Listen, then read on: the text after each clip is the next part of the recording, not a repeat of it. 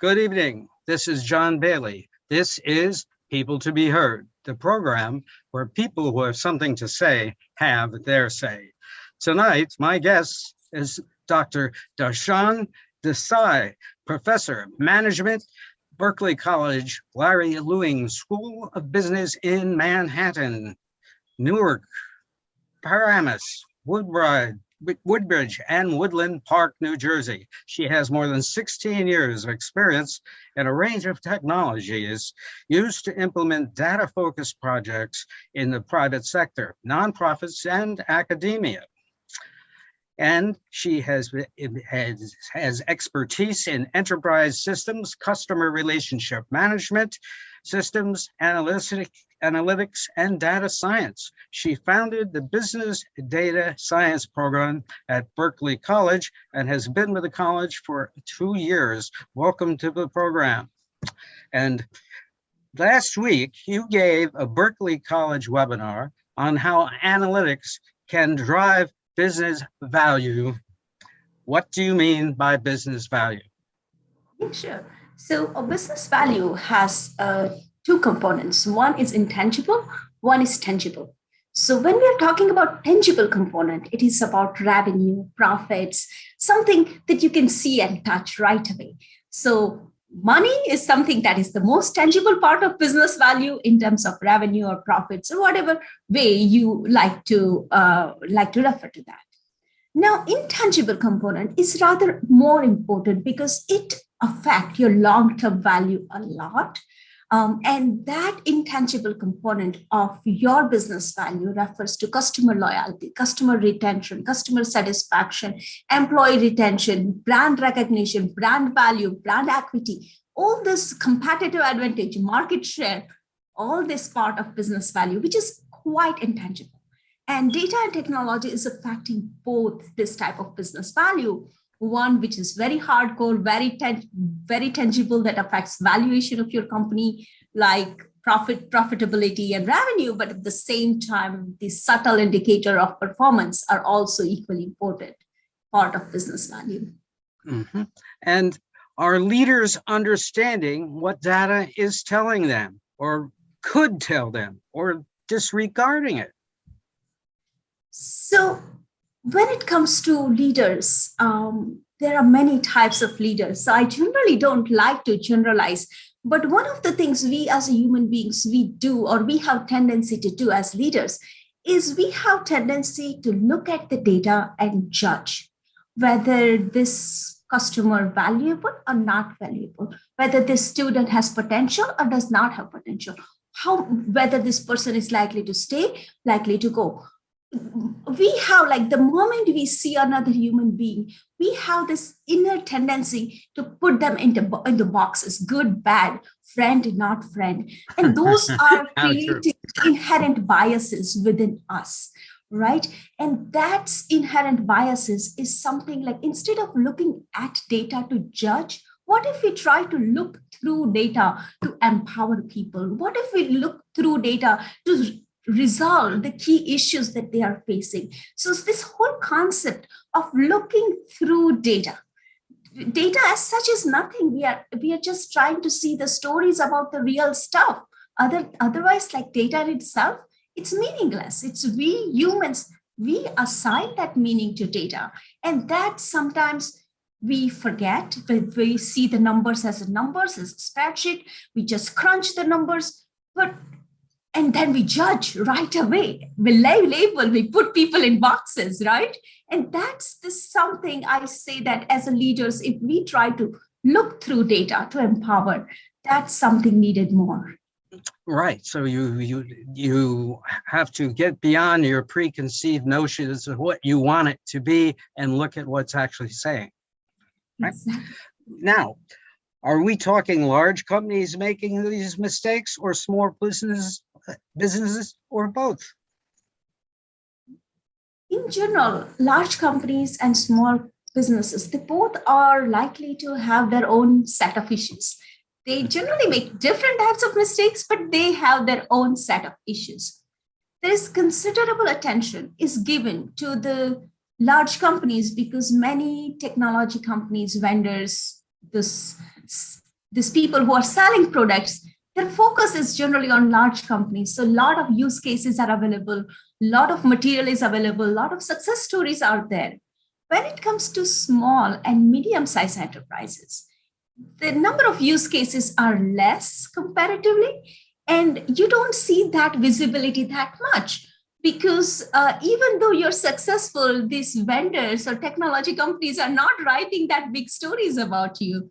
So other small businesses or other small and medium-sized companies facing similar issues do not get the benefits of someone else's knowledge, just like the big companies. So yes, big and small, both type of companies are facing issues, but I think more attention has been given to the problems of big companies than the smaller companies. And that's something I thought of bringing attention to, that digitization and analytics is equally important to small and medium-sized enterprises, or rather more critical to their survival as such.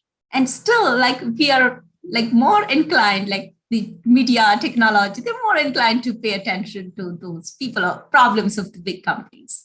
I see. What is this cause of this, in your opinion? The root cause? The root cause is mostly that when there's a small company, they have their own set of issues. And then data and technology is something so critical to their success, but they have less self-interest in highlighting those successes than the big companies. So I think that's the reason, even though it's equally critical, it's not that much out in media. Mm-hmm. And I have a quote here in the news release. Many times there's a disconnect between data and business value. Some organizations don't know if they have enough data to be able to drive business value, and other organizations have so much data they don't know where to start. How does management learn to know they have a problem with data analysis? That's an excellent question. So the problem can come at many stages in this data insight life cycle.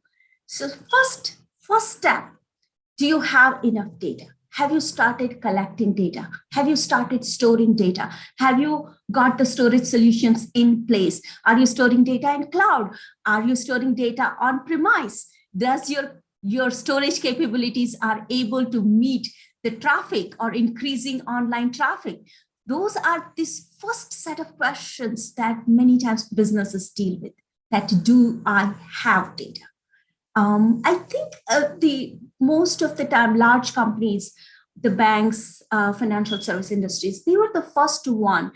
They were the early adopter of this data and enterprise systems and technologies. So they started investing in this recording system early on. But now even smallest businesses like haircutting salon, people as small as those small mom and pop stores, they are also having records of their own customers, and they are using those records in a new way. So that's this first point. Do I have data? The second question, do I have enough data? And what is enough data means? And enough data is something very interesting terminology. At different levels, there are different types of biases exist, and different types of lies exist. And something that can show you the truth is the enough data, I would say that, right? And that enough data not necessarily lies inside the company. It can be outside also. So that's another gap is like, do you have enough data, right? And the third gap that is very interesting, that so most important today than ever before. Most of the company now have data, but the gap is between data and insight. That now, as I have data, but am I able to gain insight out of my data? Am I able to get timely insight out of my data? Am I making the right stories? Am I making the wrong stories? And then, like, after getting the insight, the next gap we see so often is the gap between insight and action. Yes, I have insight, but I don't do anything out of that, right? So I think that's the disconnect between the data and the value Sometimes it's between data and insight. Sometimes it's between insight and action. Yeah, I find when I look and analyze figures, I have to look at them a good long time before and do all sorts of projections to figure out, well, what is this telling me? And what is it saying down the road? And where is it going? And you have to really think about, is that basically the mistake that people are making? They're just taking the figures, like Washington's figures that come out every week. It's different every week. So true. So, and this data is extremely dynamic. You mentioned it's so true. What is today might be so different tomorrow or day next week. And many times, sometimes the data is dynamic and your dashboard is static, then you don't get this insight that is changing, and chances are high that you still rely on something outdated because your data ingestion or pipeline is not in place. So I think this is so true that what you have now and you do forecasting for the future, very important. Absolutely. Right. It's very important to, would you figure it is very important to estimate conservatively based on past performance, or exaggerate? So I think the best approach that many times the bigger companies use is contingency-based approach. That if this situation A, then you go conservative, situation B, then you go aggressive. And those scenario-based approaches are, I think, very important. And the scenario-based approaches are important because you can monitor the indicators. And these indicators can guide your decision instead of just random guess or bias, or maybe just a gut feeling that how it's going to be aggressive or it's going to be conservative.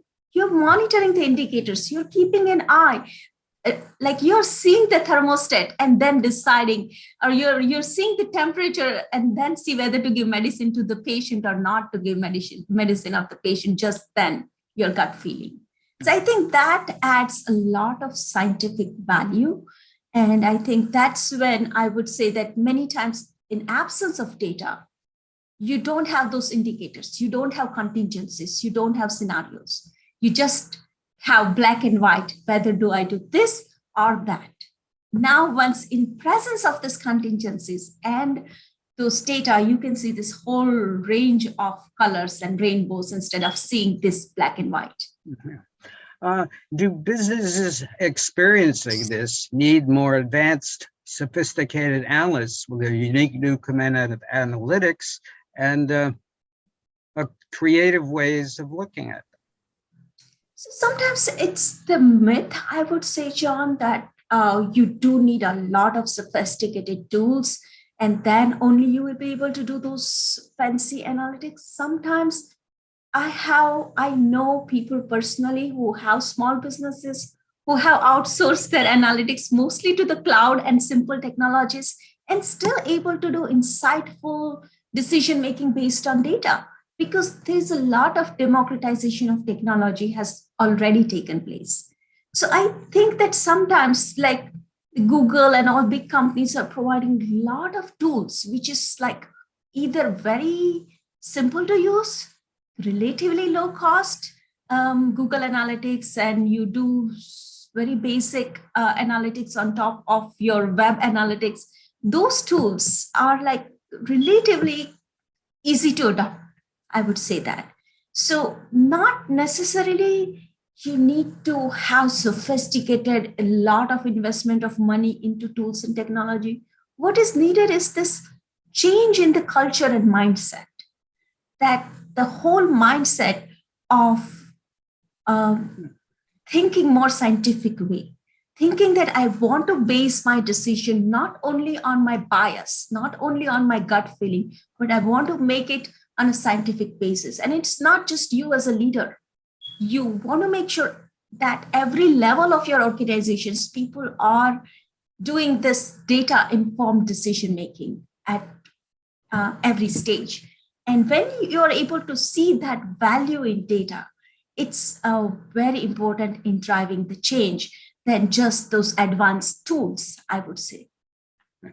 Well, listen, Where do they find this breed of analysts? Do the students of today of all backgrounds and participants in programs such as Berkeley's that you have designed offer business opportunities to upgrade their analytical effectiveness and conclusions significantly faster? Yes, I think that's a very important point. That's the reason why we thought of founding this business data science program, because there was a disconnect between what was needed in the industry and what academic institutions were able to provide. So in the industry, there were a lot of people needed with the skills of technology, analytical skills, but at the same time, people were able to understand business value. So those are the people who are in demand in industry a lot. And when it comes to academic institutions, those skills were not that much in supply. And that's where we created the skill gaps in the system. And I think the program plays a very important role in having the professionals, having the leaders who are able to understand the data, who are able to understand the business and provide leadership in bridging this gap between data and business value. They have to sell their numbers. Exactly. And that's very difficult to do. You really have to put it down into terms that people can visualize, I think, anyway. So what are the steps needed to analyze the 21st century mode? Say it again, sorry. What steps are needed to analyze the 21st century mode? Yes, so I think the key steps involved in this new era is you understand the overall data needs of the organization, and make sure that your data needs are meeting internally or externally. And you don't only start with the data, you also look at the people, the talent. Do you have talent? Do you have access to the talent? And do you have right people in place? So I think the people is one of the most underemphasized piece of this whole puzzle. And it's important to see that those people are the key in connecting data with insight in 21st century. Mm-hmm. Not only technology. Do many companies still manage the same way they always have? Like once things return to normal? So I think I would say that option. Mm-hmm. It's generally like this. Pandemic has done something very interesting. It has created this digital transformation on steroid. It has created this whole, earlier it was seen as optional, like digital transformation, whether you want to do it or you don't want to do it. With pandemic, it enforced so many companies or people to embrace digitization and digital transformations. As a result, there are so many business models are changing. Some we can see, some we cannot see, but transformations are taking place. Like there is increasing amount of people buying online through online sources. That means the companies who are selling online, they are investing more in cloud. There are so many new cloud startups emerging. We're talking tonight with Dr. Darshan Desai, Professor of Management at Berkeley College, Larry Lewing School of Business in Manhattan, and she is giving us the inside lowdown on data today and issues that companies have to pay attention to. And it's been fascinating winding through this labyrinth. So you were saying that, do you feel now that business has survived, are they retaining what they learned or returning to the same old way they have always done? I think the retention is not optional for them. It's kind of required for them to retain many of the lessons, because you are not completely, there are like many things change in the mindset. For example, the customer's mindset changed that the moment that you start ordering online, yes, you don't stop. Like many behavior change. For example, you do visit places. That is, of course, there, right? So those short-term, like restaurants and all those businesses were affected. They will be the hotel, tourism. Those industries will see revival, and of course, that's a good sign. Things will get better. But at the same time, some of the things, some of our habits, like buying online, it's going to stay. Investment in cloud, it's going to stay. Investment in AI, there are a lot of things is going to stay, and that's when it's a retained knowledge. What is the advantage, the intense analytics you feel are absolutely necessary for building business? The absolutely necessary part is I would say, the customer information. So if you're a small business, having data about customer, it's something so critical to your survival of the business eventually at the end of the day. So if you're a small business, even though you don't have advanced stuff, something very basic, that you have security in place, you have data storage in place, those security and storage solution and very basic digitization is essential to your survival. So what is the way that your program, that you have founded, treats the process of data analysis differently? Yes, I think the program of business data science, it leverages both the sides. Most of the time, the academic programs either focus on business or focused on emerging technologies or computer science and things like that. So this program of Berkeley College, the business data science program, it's very unique in the sense that it empowers students with the business skills. At the same time, it also provides the courses in artificial intelligence, computer programming, deep learning, machine learning. So that's a very unique combination of analytics, emerging technology courses that you can gain along with the business skills. And that's, I think, very unique aspect of the program that prepares students for the emerging new opportunities. At what age should students contemplate joining your program? I have some of the students who are coming right after high school, but I do have many of my students also who are returning professionals who do have significant experience in the industry and who are at the transition point where they want to advance higher in their career. So we have both the types of student. So I won't say the age should be the barrier here. I would say that I have students at many different stages in their career are part of the program currently. Right. You never outgrow your need to learn. You can learn Absolutely. every day. Right. Boy, it's somebody some more intelligent than I should have said that, I'm sure. Now, what do I do to apply for the program? Is there any prerequisite? Yes, if there is a high school student, we do have some requirements. That it's a selective program.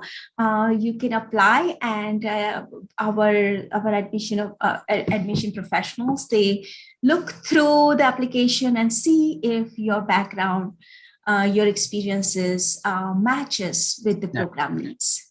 So this program is mostly for the people who have inner aptitude for business, at the same time who are able to handle mathematics and technology, both. So I think that's something that if you are afraid of technology or mathematics, you might not be the best fit. The best students are the one who like technology and who have business aptitude. Okay, so how do we make the first contact if I want to do that? Yes, so is there a number or what? Yes, so Berkeley College website has a link, and I'll be happy to provide you. Okay, very good. Now, we've come to the end of the program, Dr. Desai. What message do you want today's students and the managers and owners out there? There's two different messages here. Yes, yes. Watching tonight, what do you want to say to them about data of tomorrow? Yes, so one message is common for both of them, and that is the opportunities are hidden at the places where you least expect them. Be ready for those opportunities. Replace the fear of unknown with curiosity. And if you're curious, there are opportunities out there that you will be able to see that others are not able to see. So this is the message for both the business owners as well as the students. Another message that I have is mainly for the students. Be ready to venture out of your comfort zones. Many times you are said that how you can't do this and you can't do this. And many times throughout our career, like someone has told, no, you're not good in math. You can't do this. Don't listen to those people. Try it yourself. Venture out of your comfort zone. Try to see what you can do. And a lot of things are waiting for you. And one last thing for entrepreneurs is the digitization is in general not an optional, and it is something the way students are investing in themselves when it comes to education, you are investing in your own business when it comes to digitization and analytics. Should companies, and small and large, hire younger, less experienced? Can you repeat the question? Yes. Should, in looking at new data employees, should say hire younger or older? So I think that there are some digital natives. And the interesting thing about those digital natives, I have seen it in many different ages. I have seen the younger people who are not necessarily like, who will say that, Professor, can I email you instead of using social media handle? I have seen those people like who are more comfortable with calling, even though they are younger. And I have also seen some older people who are so comfortable with digital technologies. But I say that there is still like tendency that when it comes to hiring, that people are looking mostly for the skills, the unique combination of skill set than the age. Because this combination of skill sets are so rare that if anyone who have it, we want to have you here then. Well, this is one of the great things about how things are changing so fast. You have to take a chance if you're going to keep up. But taking a chance is always what you have to do in life. Taking a job, whatever. So, Dr. Darshan Desai of Berkeley College, you have been heard. Thank you very much for exploring the technology management situation with us tonight. Thank you. For the opportunity to be heard. Thank you very much. Well, this is John Bailey saying good night for People to Be Heard.